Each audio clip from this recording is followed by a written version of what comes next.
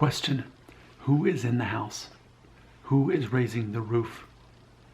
The answer: your hair loss daddy. I am here to raise your IQ. The way I'm going to do that is I'm simply going to check out this comment I received on a video called Predicting If You Will Go Bald. Has nothing to do with how much hair you had when you were a baby. When you're old matters, but before that it doesn't. I don't care how much hair you were born with. And that's what that video was. So here's a comment from our friend Will Buchanan Breeden. And here's the comment, quote, "I've only recently found your videos. I'm 16 and from the UK. I have platinum blonde hair, naturally. And I've always had fair hair. I struggle to know if it's thinning, as it's always been somewhat thin. My hairline is very, very similar to yours already, so I've accepted baldness is going to be a thing for me to deal with.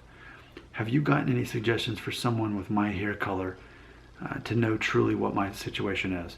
I like to think I'm overthinking things, but I honestly don't know anymore. Thank you. Love your work." End quote. Hey, thank you. I like you too. And here's something I already sense about you, Will. You seem like the kind of guy who, even if I tell you what you don't want to hear, you're going to be able to find a way to make it work. I sense that you're like me in that way, because one of the things I've said for years on my videos is there are two kinds of people in the world. There are those who by default allow themselves to be the victim. That's not Nick and it's not Will either. What is Nick and what is Will? Well, I'll tell you. It's the person who chooses to be victorious. See, the default is to be the victim. Most people by default see themselves as the victim. The minority, which I'm part of, we see ourselves as victorious because we have to often figure out how to do that. We can't think, well, most people are in this situation. Well, most people is not me. I am the exception to the rule, and I can find a way to make it work. So here's what I'm going to say. And I'm talking to a guy who basically apparently looks nearly the opposite of me as far as features go. I obviously have very dark hair. So to have platinum blonde hair, it's funny because actually both of my kids are blonde. Specifically though, as they were younger, I mean under the age of 5, it's just platinum blonde hair is what it's funny because I'm a guy who looks like this, married to a woman who has features like this, and our kids got all the DNA that didn't show up on us. I mean, because you get like half from each parent. Well, the part that showed up in both me and my wife is the part that didn't show up in our kids. So it's interesting to see how that works, and that's why I have a whole other channel called Family Friendly Daddy Blog that largely focuses on DNA test results, because people are often confused, like, how could that happen? How could two people with nearly black hair have two kids who have blue eyes and light skin and blonde hair? Well, you get half of your genetics from each of your parent. So even in me, what you don't see are the blue eyes and the blonde hair and the very light skin with freckles. You don't see that. You see all the other half of both of my parents. But especially on my dad's side, he has a lot of that DNA. But it doesn't show up in me. But it can be passed on to my own kids, and you know that is in theory what is easily happen. I get it. Okay, so I guess that was an accidental promotion for my other channel, Family Friendly Daddy Blog. If that sounds familiar, if that sounds interesting or engaging to you. Platinum blonde hair. I think you actually have an advantage when it comes to balding, based on what you said. If you're saying that you're so young, how did you say? You said what, 16, and you're saying that your hairline is similar to mine, which this isn't horrible, right? But I understand that if you're 16, that, yeah, I mean, I would have to agree. If you're 16 and you have hair like this, you're going to be the guy, I would say, if maybe sort of a best case scenario, by the time you're my age, you'll have more of the official, landing strip. Let me see if I can find a picture of it for you. I would predict that you're going to be more along these lines by the time you're my age. That's what I think. I could be wrong, but and that's the thing to consider too. A lot of guys assume, well, what if I go bald? What if you don't go bald, but what if you show up like this, kind of in that in between? And I think there's a good chance that that's where you'll be around my age. And I think as you get older, by the time you're in your 40s, you're going to be more progressively losing your hair. That's what I would predict. Maybe I'm wrong, but let's assume I'm right, because it's better that we assume I'm right about something you don't want to hear. That way you're prepared for it, even if it doesn't happen. So here's what I'm going to say.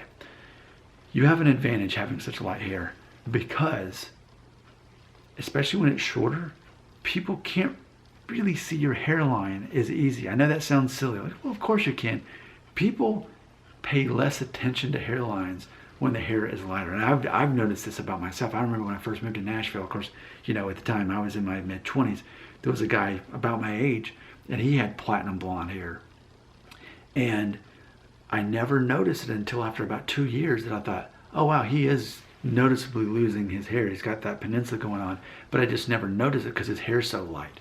So what I'm saying is, you can get away with having really short hair and people not really, it just kind of blends in with your skin color. With me, my hair color definitely contrasts the color of my skin, which, by the way, I don't have a lot of black viewers, but they would fall into this category as well, because typically black men have darker skin and darker hair.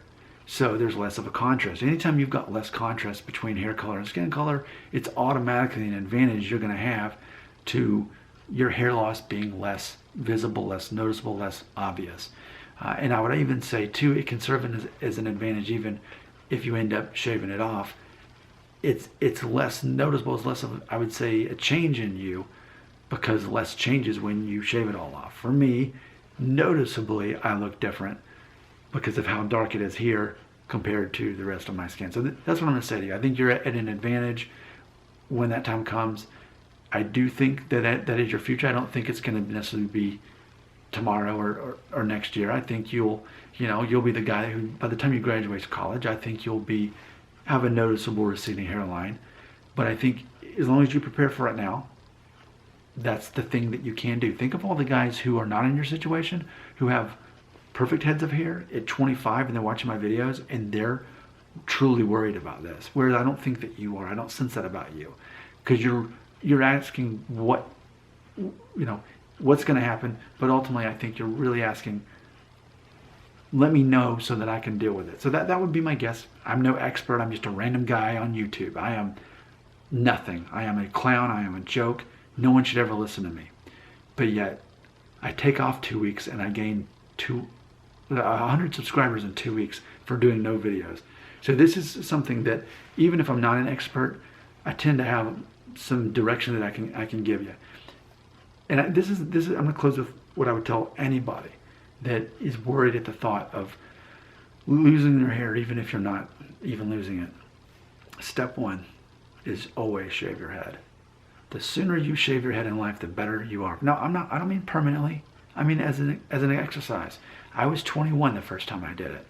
And I was so glad I did, because it caused me to be able to face, and I wasn't really like worried about balding, but I assumed I would be by the time I'm the age I am now. So imagine, for so many years I thought I would be bald by the time I was in my early 30s, and here I am almost 40 and still in this situation.